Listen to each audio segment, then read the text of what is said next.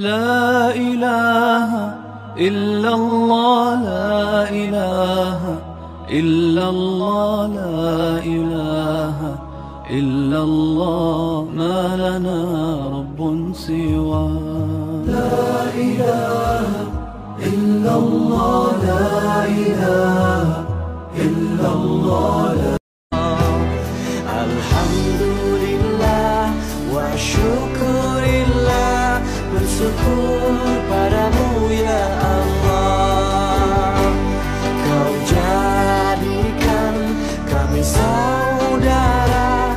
Sedekah subuh itu yang paling baik, yang paling dahsyat, yang paling cepat terkabul hajat kita.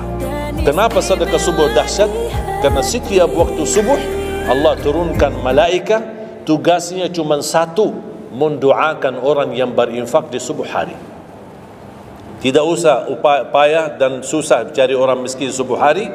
Mulai malam ini anda sediakan kotak amal dalam rumahmu. Setiap habis subuh sebelum beraktivitas isi sedekah. Yang lebih dahsyat lagi, sedekah yang disertai doa. Karena wallahi terjamin doamu terkabul dengan wasilah sedekah subuh. Sakit, ya Allah, aku mohon dengan berkat sedekah ini sembuhkan penyakit.